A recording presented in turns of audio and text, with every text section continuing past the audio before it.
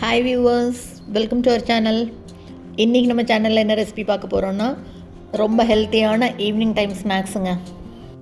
குழந்தைகளுக்கு ஸ்கூலெல்லாம் லீவ் விட்டுருப்பாங்க, டெய்லி ஏதாவது ஸ்நாக்ஸ் கேட்பாங்க. வீட்டிலையே ரொம்ப ஹெல்த்தியாக இந்த மாதிரி பண்ணி கொடுக்கலாம். சக்கரவள்ளி கிழங்கு வச்சு நிறைய ரெசிபி பண்ணியிருப்போம். இன்றைக்கி கொஞ்சம் டிஃப்ரெண்ட்டாக சக்கரவள்ளி கிழங்குல கார பணியாரம் இதாங்க பார்க்க போகிறோம். ரொம்பவே ஹெல்த்தியான இந்த சக்கரவள்ளி கிழங்கு பணியாரம் எப்படி பண்ணுறதுன்னு பார்க்குறதுக்கு முன்னால், இப்போ தான் நம்ம சேனலை ஃபஸ்ட் டைம் பார்க்குறீங்கன்னா கண்டிப்பாக சப்ஸ்கிரைப் பண்ணிவிட்டு பாருங்கள். கூடவே பக்கத்தில் இருக்கிற பெல் ஐக்கானில் ஆளுங்கிறத தட்டி விடுங்க. ஸோ நான் போடுற வீடியோ எல்லாமே உடனுக்குடனே நோட்டிஃபிகேஷனாக வந்துடும். வாங்க இந்த பணியாரம் எப்படி பண்ணுறதுன்னு பார்க்கலாம். இதுக்கு முதல்ல ஒரு பேனில் எண்ணெய் சேர்த்துக்கிறேன். இந்த பணியாரத்து தேங்காய் எண்ணெயில் பண்ணால் நல்லாயிருக்கும் டேஸ்ட்டாக. அதனால் தேங்காய் எண்ணெய் சேர்த்துக்கிறேன். 3 டேபிள் ஸ்பூன் சேர்த்துட்டு எண்ணெய் நல்லா சூடானவுடனே கடுகு சேர்த்துக்கலாம். கடுகு பொரியட்டும். இப்போ கடுகு பொரிஞ்ச உடனே 1 டீஸ்பூன் அளவு கடலைப்பருப்பு சேர்த்துக்கிறேன். இது கூடவே 1 டீஸ்பூன் அளவு உளுத்தம்பருப்பு சேர்த்துக்கலாம். இப்போ இந்த பருப்பு ரெண்டும் நல்லா பொன்னிறமாக வரணும். பருப்பு பொன்னிறமாக வர வரைக்கும் வறுத்து விட்டுட்டு, இப்போ இது கூட ஒரே ஒரு பெரிய வெங்காயம் பொடி பொடியாக கட் பண்ணி எடுத்து வச்சுருக்கேன், அதையும் சேர்த்துக்கலாம். வெங்காயம் வதங்கும் போதே இப்போ இது கூட ஒரே ஒரு பச்சை மிளகாய் பொடி பொடியாக கட் பண்ணி வச்சுருக்கேன், பச்சை மிளகாயும் சேர்த்து வதக்கிக்கணும். இப்போ இது கூட ஒரு கொத்து கருவேப்பிலை சேர்த்துக்கலாம். கருவேப்பிலையை கிள்ளி விட்டு சேர்த்துட்டு நல்லா வதக்கி விட்டுக்கணும். இப்போ வெங்காயம் நல்லா பொன்னிறமாக வதங்கி வரணும். வெங்காயம் நல்லா வதங்கினதுக்கப்புறமா பாருங்கள், இப்போ பொடி பொடியாக கட் பண்ண கொத்தமல்லி தழையை சேர்த்துக்கலாம். ஒரே ஒரு தடவை வதக்கி விட்டுட்டு, இப்போ 3 டேபிள் ஸ்பூன் அளவுக்கு ஃப்ரெஷ்ஷாக துருவின தேங்காய் எடுத்து வச்சுருக்கேன், அதையும் சேர்த்துக்கணும். இந்த கொத்தமல்லி தழையும் தேங்காயும் தான் இந்த பணியாரத்துக்கு நல்ல ஹைலைட்டே. நல்ல வாசனையாக மணக்க மணக்க அருமையாக இருக்குங்க. இப்போ அடுப்பை ஆஃப் பண்ணிவிட்டு கொஞ்சம் லேசாக ஆற வைக்கலாம். இது ஆறுறதுக்குள்ளே ஒரு பவுலில் 1/2 கப் அளவு கோதுமை மாவு, 1/4 கப் அளவு அரிசி மாவு சேர்த்துட்டு, இந்த பணியாரத்துக்கு தேவையான அளவு உப்பு சேர்த்துட்டு, இது கூடவே 1/4 டீஸ்பூன் அளவு மஞ்சள் தூள் சேர்த்துக்கலாம். இப்போ இந்த பணியாரத்துக்கு நான் 2 சக்கரவள்ளி கிழங்கு எடுத்திருக்கேன். நல்லா தோலெல்லாம் சீவிட்டு பாருங்கள், இந்த மாதிரி சீவி தண்ணியில் போட்டு வச்சுருக்கேன். தண்ணியில் போட்டு வச்சோம்னா தான் கருக்காமல் இருக்கும். சீவி அப்படியே தட்டத்தில் வச்சிங்கன்னா சீக்கிரமாக கருத்து போயிடும். தண்ணியில் போட்டு வச்சுருந்தேன். இப்போ இதை நல்லா தண்ணியை ஃபுல்லாக பிழிஞ்சு எடுத்துட்டு இது கூட சேர்த்துக்கணும்.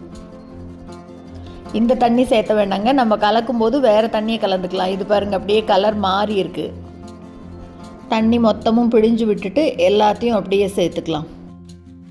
இப்போ இது கூட வதக்கி ஆற வச்சுருக்கோம் இல்லையா தாளிப்பு, அதையே சேர்த்துக்கலாம். ரொம்ப அப்படியே சுட சுட போட்டோம்னா நம்மளால் கலந்து விட முடியாது. அதுக்குள்ளே அது ஆறுற வரைக்கும் நம்ம இந்த பக்கம் மாவெல்லாம் ரெடி பண்ணோம்னா அது ஆறினோன்னா எடுத்து போட்டு கலந்துக்கலாம். 2 சக்கரவள்ளி கிழங்கு மீடியம் சைஸில் எடுத்திருந்தேன். அதுக்கு ஒரு பெரிய வெங்காயம் போதும், சரியாக இருக்கும்.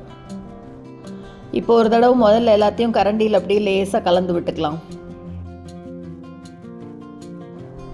இப்போ இது கூட கொஞ்சம் கொஞ்சமாக தண்ணி தெளித்து நல்லா பிசைஞ்சு விடணும். கீழே கோதுமை மாவு இருக்குது, அப்படியே உருண்டை உருண்டையாக உட்காந்துக்கும். தண்ணி தெளித்து நல்லா கலந்து விடணும். தண்ணியை மொத்தமாகவும் விட்டுறக்கூடாது, கொஞ்சம் கொஞ்சமாக வேணுங்கிற மாதிரி பார்த்து சேர்த்துக்கலாம். பணியாரம் எடுத்து ஊற்றுற பதத்துக்கு இருக்கணும். இதுலேயே நம்ம வேணால் அடை கூட தட்டிக்கலாங்க. பாருங்கள், இந்த அளவுக்கு பதம் இருந்ததுன்னா இதில் அடை தட்டிக்கலாம். நம்ம இன்றைக்கி பணியாரமாக ஊற்றுறதுனால இன்னும் கொஞ்சம் தண்ணி சேர்த்து இதை கொஞ்சம் அப்படியே ஊற்றுற பதத்துக்கு ரெடி பண்ணிக்கிறேன். பாருங்கள், இந்த பதம் கரெக்டாக இருக்கும். எடுத்து காட்டுறேன் பாருங்கள். இதை எடுத்து ஊற்றுறதுக்கு சரியாக இருக்கும். இப்போ இது ரொம்ப ஊரெல்லாம் வேண்டாம், இப்படியே எடுத்து ஊற்ற வேண்டியது தான். இந்த பக்கம் பணியாரக்கல் போட்டிருக்கேன், கல்லில் எண்ணெயும் விட்டுருக்கேன். எண்ணெய் நல்லா காயணும். எண்ணெய் காயாமல் பணியாரத்தை ஊற்றக்கூடாது. எண்ணெய் நல்லா காஞ்ச உடனே அப்படியே ஒரு குழியிலேயே எடுத்து ஊற்ற வேண்டியது தான். ரொம்ப ரொம்ப ஹெல்த்தியான ரெசிபிங்க. சும்மா சக்கரவள்ளி கிழங்கு அப்படியே வேக வச்சு சாப்பிட்றதுக்கு பதிலாக இந்த மாதிரி வித்தியாசமாக பண்ணி சாப்பிட்டு பார்க்கலாம், அருமையாக இருக்கும். இதுக்கு தொட்டுக்கிறதுக்கெல்லாம் பெருசாக ஒன்றும் வேண்டியதில்லை, அப்படியே கூட சாப்பிட்டுக்கலாம். மூடி வச்சு ஒரு 8லிருந்து 10 நிமிஷம் விட்டுட்டு நல்லா ஒரு பக்கம் காஞ்ச உடனே எடுத்துகிட்டு திருப்பி விட்டு 2 பக்கமும் நல்லா காய விடணும். திருப்பி விடுறேன் பாருங்கள், நல்லா அப்படியே வானிலையில் ஒட்டாமல் சூப்பராக வருங்க. எல்லாத்தையும் அப்படியே மெதுவாக ஒன்றுன்னா எல்லாத்தையும் திருப்பி விட்டுக்கலாம். எல்லாத்தையுமே திருப்பி விட்டதுக்கப்புறமா மறுபடியும் இன்னொரு 3லிருந்து 5 நிமிஷம் விடலாம். 2 பக்கம் நல்லா சூப்பராக கோல்டன் ப்ரௌனாக வரணும். பாருங்கள் 2 பக்கம் நல்லா அருமையாக வெந்து வந்துருச்சு. ரொம்பவே டேஸ்டியான சக்கரவள்ளி கிழங்கு கார பணியாரம் அருமையாக ரெடி ஆயிடுச்சுங்க. சூப்பரான இந்த ரெசிபியை நீங்களும் செஞ்சு பார்த்துட்டு மறக்காமல் கமெண்ட்டில் சொல்லுங்கள். இந்த வீடியோ உங்களுக்கு பிடிச்சிருந்ததுன்னா லைக் பண்ணுங்கள், ஷேர் பண்ணுங்கள், கமெண்ட் பண்ணுங்கள். மறக்காமல் நம்ம சேனலை சப்ஸ்கிரைப் பண்ணுங்கள். கூடவே பக்கத்தில் இருக்கிற பெல் பட்டனையும் தட்டி விடுங்க. ஸோ நான் போடுற வீடியோ எதுவுமே மிஸ் பண்ணாமல் பார்க்கலாம். தேங்க்ஸ் ஃபார் வாட்சிங்.